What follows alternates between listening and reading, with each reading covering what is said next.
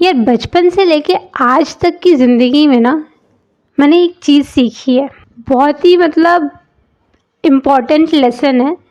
ये चीज़ ना हर किसी को सीखनी चाहिए आई थिंक, बिकॉज अब वो ये चीज़ है कि हमें लाइफ में जो भी कुछ मिलता है ना, उसके लिए हमें कुछ ना कुछ पे करना पड़ता है। Either it can be money और इट कैन बी एनीथिंग। आप ज़िंदगी में जो भी हासिल करते हो उसके लिए आपको कोई ना कोई कीमत चुकानी पड़ती है।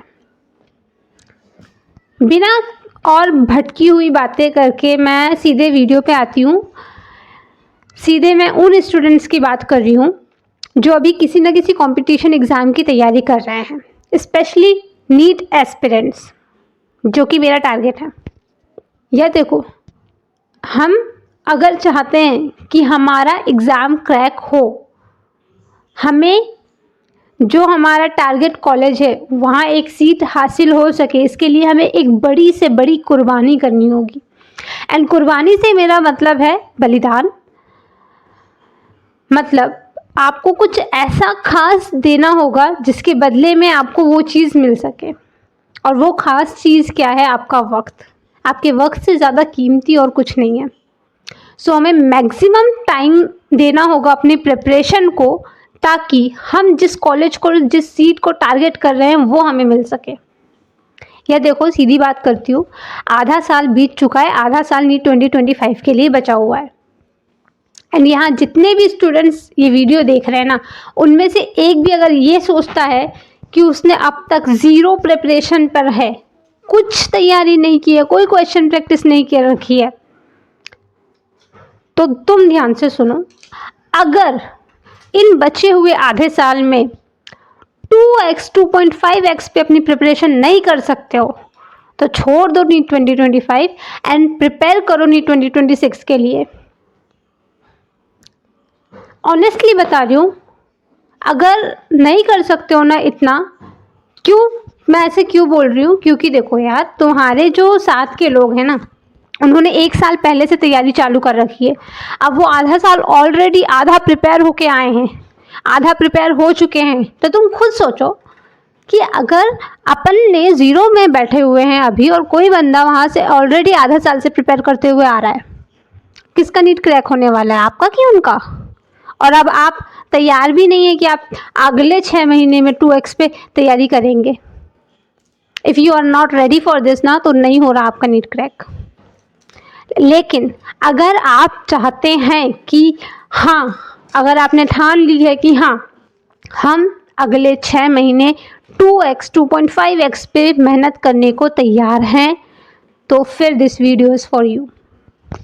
तो फिर नीट 2025 में आप क्रैक ज़रूर करेंगे। इवन आप टॉप कर सकते हैं। कि 6 महीने में टॉप नहीं कर सकते क्या? ऑफ कोर्स कर सकते हो। बचे हुए हैं हमारे पास में 6 महीने। हम अपनी प्रिपरेशन को लेके चल रहे हैं एकदम ज़ीरो स्टेज पे, कि यार बिल्कुल हमने बायोलॉजी में ढंग से क्वेश्चन प्रैक्टिस नहीं की। बायोलॉजी में हमने NCERT हमें अभी तक याद नहीं हुई है, अभी तक हमने सेल चैप्टर याद नहीं किया है, ओनली 1 टाइम रीडिंग की हुई है। ऐसा नहीं कि बिल्कुल नील बटे सन्नाटा चल रहे हो, नहीं, 1 टाइम रीडिंग की हुई है। फिजिक्स की तैयारी बिल्कुल नहीं है, जिसको लग रहा है कि यार बस मैं फिजिक्स को किसी तरीके से स्किप कर दूं और केमिस्ट्री और बायोलॉजी के बेसिस पे इतने इतने नंबर ले आऊं, तो यार तुम अपने आप को धोखा दे रहे हो। ऐसे नहीं होता। तीनों में से किसी एक सब्जेक्ट को अगर स्किप करने का सोच रहे हो ना, so this exam is not for you. नहीं होगा, लिख के ले लो, नहीं होगा। बेहतर होगा कि तुम तीनों एग्जाम को बैलेंस करके चलो। ये चीज़ें कैसे होगी? तो एक रोड मैप दे रही हूँ मैं इस वीडियो में, और इस वीडियो में मैं ये भी स्पेशली उन लोगों के लिए बात करूँगी जिनका अभी बैकलॉग बहुत ज़्यादा बना हुआ है। अगर बैकलॉग है और वो कवर नहीं कर रहे हो ना, तो फिर उतना ही दूरी बनते जा रही है आपके एग्ज़ाम को क्रैक करने से। फिर नहीं होगा आपका एग्ज़ाम क्रैक अगर आप अपना बैकलॉग को अच्छे से कवर नहीं कर रहे हो और आगे और बैकलॉग बनने देते जा रहे हो। तो so listen to me carefully कि किस तरीके से अपना बैकलॉग को आपको ठीक करना है, और किस तरीके से अपनी प्रिपरेशन को भी आपको जो करंट चल रहा है उसके साथ साथ चलते रहना है। ये चीज़ें कैसे होंगी? तो यार अभी 6 महीने बचे हुए हैं। कौन सी डेट से आपको प्रिपरेशन स्टार्ट करनी है मैं तो ये बोलती कि जिस पल आप ये वीडियो देख रहे हो ना, बस इस वीडियो को देखने के बाद उसी पल से ठान लो, उसी पल से बैठकर अपना एक शेड्यूल बना लो, एक टाइम टेबल बना लो और उस टाइम टेबल पे स्टिक हो जाओ कि बस मुझे ये करना है, मुझे ऐसे ऐसे करना है एंड दैट्स इट। उसके अलावा किसी चीज़ को नहीं सोचनी है। 12 घंटे पर डे, 12 घंटे मिनिमम हमें पढ़ना है। आई एम सेइंग मिनिमम, ठीक है। कोई और होगा आपके जैसा जो प्रिपेयर कर रहा होगा, कोई वो आपसे बड़ा टॉपर नहीं है, कोई वो आपसे ज़्यादा दिमाग वाला नहीं है, बस वो आपसे ज़्यादा मेहनत कर रहा है। तो कम से कम 12 घंटे तो दो। लोग 16-16 घंटे भी पढ़ते हैं। मैंने खुद ने देखा है अपने साथ के बच्चों को पढ़ते हुए, 16 घंटे 17 घंटे पढ़ रहे होते हैं, 3-4 घंटे सोते हैं तभी भी उनकी नींद पूरी हो जाती है। 6 महीने की बात है यार, थोड़ा कम सोओगे ठीक है, लेकिन ऐसे नहीं कि अपने आप को ना मोबाइल वगैरह से थोड़ा दूर रखना। इन 6 महीने सब कुछ ऑफ कर दो, पूरा सोशल मीडिया से जितने भी अकाउंट्स में एक्टिव हो ना सब बंद करके रख दो। कुछ नहीं होना चाहिए, सिर्फ एनसीईआरटी लेके बैठो। बोर लग रहा है एनसीईआरटी लेके बैठो, खुश हो एनसीईआरटी लेके बैठो, अपने सुख दुख का हर चीज़ का उसको साथी बनाओ। देयर इज़ नो वन जो तुम्हारी हेल्प करेगा एग्ज़ाम में सिवाय एनसीईआरटी के और तुम्हारे नोट्स के, तुम्हारे टेस्ट सीरीज़ के, तुम्हारे प्रैक्टिस किए हुए क्वेश्चंस के। तो अगर आज तक कुछ नहीं किया है तो अब करना चालू कर दो, क्योंकि अब नहीं जागोगे तो कब जागोगे? एग्ज़ाम ख़त्म हो जाएगा, उसके बाद फिर वही रोना धोना आएगा कि ऐसा हो गया था, मेरा ये छूट गया था, मेरा वो छूट गया था, इसलिए मेरा क्रैक नहीं हुआ एग्ज़ाम, अगले साल मैं फिर मेहनत करूँगा। फिर वही वाला जोश आएगा जो कि तुम्हारा कुछ पल का होता है। अपने आप को 6 महीने के लिए हर चीज़ से दूर कर लो, बस अपनी किताबों में, अपनी क्लासेस में, अपने सिर्फ पढ़ाई में जुट जाओ, अपने प्रिपरेशन में जुट जाओ। कोई चीज़ तुम्हें डिस्ट्रैक्ट ना करे। अब इन डिस्ट्रैक्शन से हम कैसे बचें? सबसे पहले ना आपके फ़ोन में जितने भी सोशल मीडिया ऐप्स हैं सब डिलीट करो, सबके सब डिलीट करो। आई एम नॉट सेइंग कि अपनी आईडी डिलीट करो, पूरे सब जगह से अपने ऐप्स को डिलीट कर दो। मोबाइल में फोकस मोड होता है, फोकस मोड ऑन करो और सिर्फ अपनी क्लासेस पे ध्यान दो, अपने टेस्ट सीरीज़ पे ध्यान दो, अपने प्रिपरेशन पे ध्यान दो। यही चीज़ है जो नीट में जो टॉप करते हैं वो बच्चे भी यही चीज़ फॉलो करते हैं। क्या 6 महीने में आपका 690 प्लस नहीं बन सकता? क्या ऐसा नहीं है, बन सकता है। कब बनेगा? जब आप उतनी प्रिपरेशन करोगे। पहले भी बच्चों के सिलेक्शन हुए हैं, अब भी बच्चों के सिलेक्शन होते आए हैं। प्रिपरेशन करने का ना एक तरीका होता है। हमें कैसे पता चलेगा कि हमारी कितनी तैयारी हुई है कितनी नहीं? रोज़ रात को सोने से पहले ये प्लान करो कि आपको अगले दिन क्या करना है। प्लस एक चीज़ और मेंशन करूँगी जो हर कोई आपको नहीं बताता है। रोज़ रात को सोने से पहले अपने आप को ये बताओ कि आज मैंने 12 घंटे पढ़ाई की है, मेरा डेफिनेटली सिलेक्शन होगा। आज मैंने 12 घंटे फुल क्वालिटी वाली पढ़ाई की है तो मेरा सिलेक्शन पक्का है, मैं सिलेक्ट ज़रूर होऊंगा। अगर ऐसा नहीं है तो अपने आप को ये कहो कि आज मैंने 4 घंटे बहुत डिस्ट्रैक्शंस के साथ पढ़ाई की है, मेरा सिलेक्शन बिल्कुल नहीं होगा। आज मैंने बहुत सारे क्वेश्चन प्रैक्टिस की है, मेरा सिलेक्शन डेफिनेटली होगा। आज मैंने कोई क्वेश्चन प्रैक्टिस नहीं किया है, मेरा सिलेक्शन बिल्कुल नहीं होगा। आज मैंने एनसीईआरटी का ये वाला चैप्टर कंठस्थ कर लिया है, अब मेरे को इस चैप्टर पे कोई बीट नहीं कर सकता। आज मैंने एनसीईआरटी का ये चैप्टर खोला ही नहीं है, मतलब मेरे को ये चैप्टर नहीं आता, इसका कोई क्वेश्चन आएगा एग्जाम में तो मैं नहीं कर पाऊंगा। अपने आप को ये रियलिटी चेक डेली बेसिस पर देना शुरू करो। जब आप ऐसा शुरू कर दोगे ना, अपने आप को ये चीज़ें बतानी शुरू कर दोगे कि मैंने आज ये किया है तो ये होगा, लिख के ले लो। ये चीज़ आपको पर डे अपने एकेडमिक्स में इम्प्रूवमेंट देने में हेल्प करेगी। मैं खुद अपने साथ में ये की हूँ यार। अभी ना मेरा एग्ज़ाम चल रहा था, फर्स्ट ईयर के एग्ज़ाम थे हमारे, तो जब मैं रात को सोती थी, सोने से पहले मैं अपने आप को ये बताती थी कि आज मैंने इतना पढ़ा है तो मुझे अगर इसमें से क्वेश्चन आएगा तो बनेगा, लेकिन मैंने ये नहीं पढ़ा है, इसमें से क्वेश्चन आएगा तो ये नहीं बनेगा। और फिर जो चीज़ें मैंने नहीं पढ़ी होती थी मैं उसको अगले दिन रिवाइज करती थी, अगले दिन उसको मैं पढ़ती थी। इस तरीके से ना पूरा का पूरा सारा सिलेबस कंप्लीट हो गया था।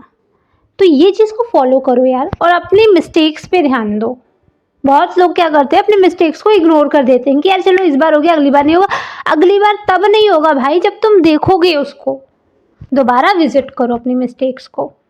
एंड प्लीज़, मैं हर वीडियो में ये बताती हूँ, मेरे जितने भी वीडियोस है ना, जितने भी वीडियोस में मैंने आप लोग को सजेशंस दिए हैं अपने, सब में मैंने ये बात की है कि प्रैक्टिस करो। एग्ज़ाम में क्वेश्चंस आने वाले हैं। एग्ज़ाम में आपका सब्जेक्टिव पेपर नहीं है जो आपको डिटेल लिखनी है। सो प्रैक्टिस करो, प्रैक्टिस से ही बनेगा। जो आने वाला है उसकी प्रैक्टिस करो ना।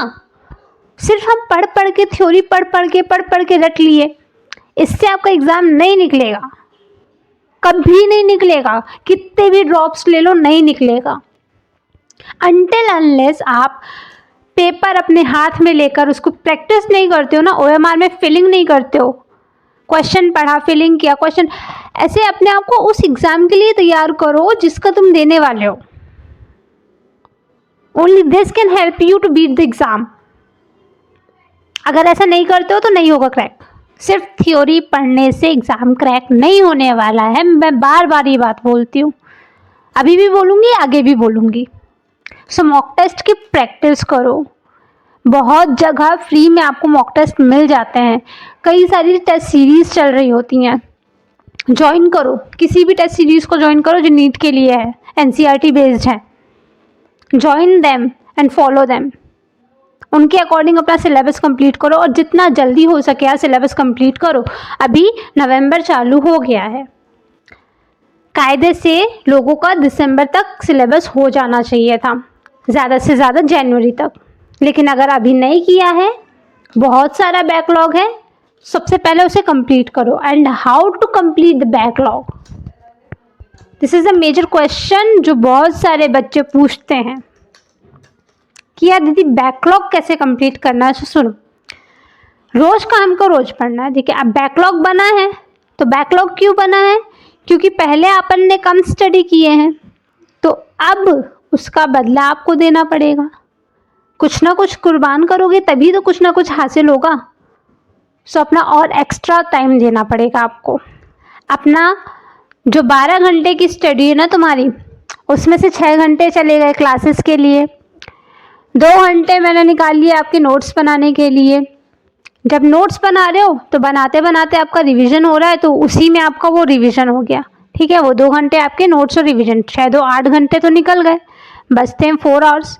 तो उन 4 घंटों में आपको प्रैक्टिस भी करनी है, एनसीईआरटी रीडिंग भी करनी है। देख रहे हो किस तरीके से ये 12 घंटे हमें कम पड़ रहे हैं। अगर आपको बैकलॉग कंप्लीट करना है तो आपको एक्स्ट्रा आवर्स देने पड़ेंगे। 12 घंटे नॉर्मल स्टडी है आपकी, मिनिमम स्टडी है, वो पर डे की स्टडी है। जिनका कोई बैकलॉग नहीं है उनके लिए है। अगर आपका बैकलॉग है तो आपको अलग से उसके लिए टाइम निकालना पड़ेगा। अब डिपेंड करता है कि आपका कितना बैकलॉग है। अगर ज़्यादा बैकलॉग है तो ज़्यादा आवर्स स्टडी करनी पड़ेगी, कम बैकलॉग है तो कम आवर्स स्टडी करनी पड़ेगी। अब ये चीज़ तो आपको पहले सोचनी चाहिए थी ना, बैकलॉग बनाने से पहले, क्योंकि बैकलॉग बना है तो वो आपकी ही गलतियों से बना है। रही होगी कोई भी वजह, हो गया होगा कुछ भी बुरा, मतलब आई एम सॉरी अगर मेरी बात बुरी लग रही है तो। लेकिन जो भी वजह थी, बैकलॉग आपने बनने दिया ना। आई एम नॉट, मुझे नहीं पता कि क्योंकि वाला फैक्टर नहीं चाहिए, और मैं किसी से पूछ भी नहीं रही कि क्यों रही होगी कोई भी वजह। Now move on. एंड अब बैकलॉग को कवर करना है, अपनी स्टडी को रेगुलर करना है, वापस से कम बैक करना है और एग्ज़ाम क्रैक करनी है।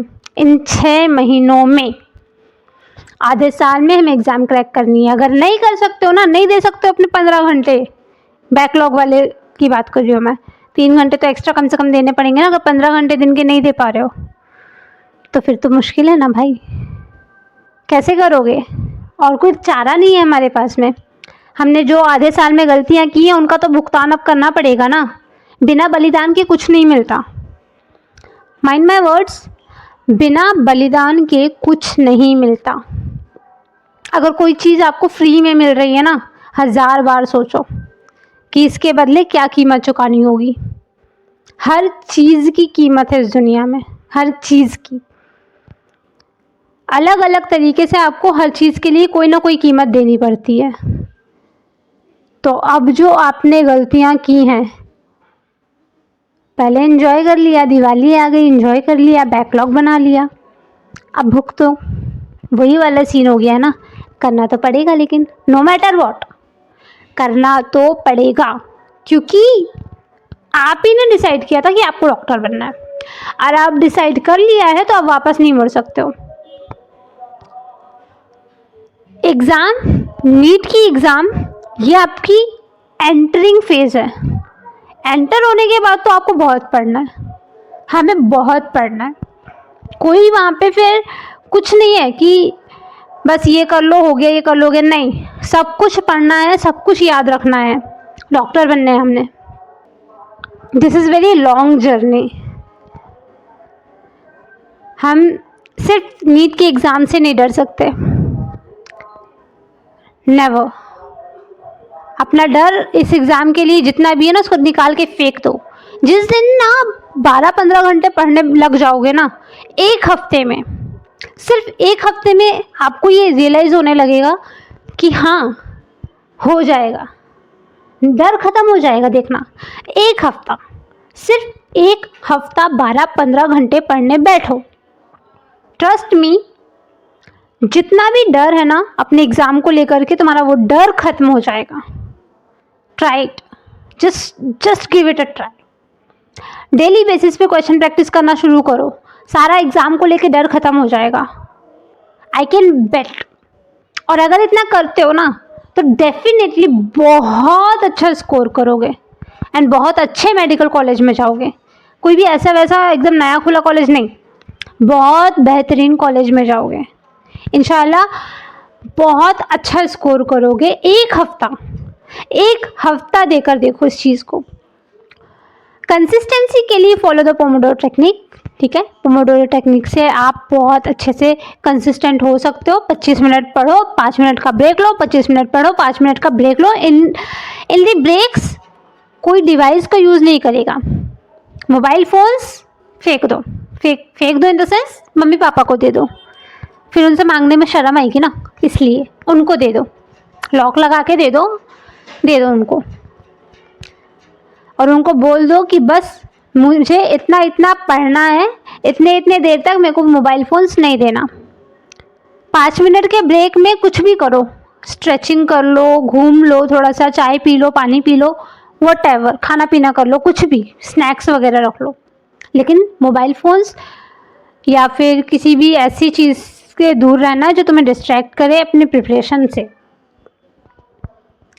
सो इतना करो, जितनी चीज़ें बताई है ना उन चीज़ों को फॉलो करो एंड यार बी कंसिस्टेंट। एक हफ्ते में इम्प्रूवमेंट देखोगे। एक हफ्ते में ना ऐसा माइंडसेट बन जाएगा कि बस अब तो मैं एग्ज़ाम क्रैक कर ही लूँगा, क्योंकि मैंने इतनी मेहनत कर ली है। अपनी प्रोग्रेस को देखोगे ना डेली बेसिस पे जो रात को अपने आप को बताओगे ना कि मैंने आज इतना पढ़ा, मैंने आज इतना पढ़ा, मैंने आज इतना पढ़ा, it will make you more productive for the next days. आज जितनी मेहनत की हो, आज अपने आप को रात को सोते समय बताओगे कि मैंने आज इतनी मेहनत की है, और फिर खुद ही वो चीज़ आएगी कि मैं अगले दिन इससे ज़्यादा करूँगा, और आप करोगे। If you want to you can. वो कहते हैं ना, जहाँ चाह होती है वहाँ राह होती है। चाहते हो कि नीट क्रैक हो जाए तो हो जाएगा, लेकिन अगर नहीं है दिली ख्वाहिश, नहीं है दिली तमन्ना, तो नहीं होगा। सो एंड हमेशा ये बात याद रखना यार कि लाइफ में कुछ भी मिलता है ना तो उसकी कोई ना कोई कीमत चुकानी होती है। आज अपना हमें टीनेज कुर्बान करना होगा ताकि हमारा जो फ्यूचर है वो स्टेबल हो सके। So wish you all a very good luck guys. बहुत अच्छे से प्रिपरेशन करो, अपनी प्रिपरेशन पे पूरा फोकस होके पूरा ध्यान से प्रिपरेशन करो एंड एग्ज़ाम क्रैक करो और जल्दी जल्दी से जूनियर बनकर आओ, क्योंकि मेरे बहुत सारे बेस्ट विशेज़ हैं आप सबके लिए। एंड इस वीडियो के एंड में ना मेरी पर नानी ने जो मैसेज दिया था मैं उसको भी अटैच कर रही हूँ। आप सबके लिए वो मैसेज है, तो उसे भी सुन लेना। ठीक है, बाय बाय।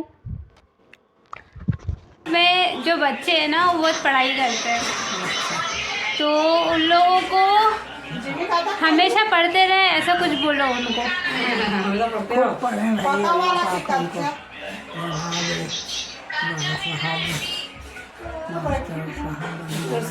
डॉक्टर साहब बन जाए, सब बच्चे डॉक्टर की जो तैयारी कर रहे हैं उनको मेरे पर नानी बोल रहे हैं कि खूब अच्छे से पढ़ो, और तुमको खूब सारी दुआएं दे रहे हैं कि तुम सब डॉक्टर्स बन जाओ इंशाल्लाह। थैंक यू नानी। सब तो बोले खा ले।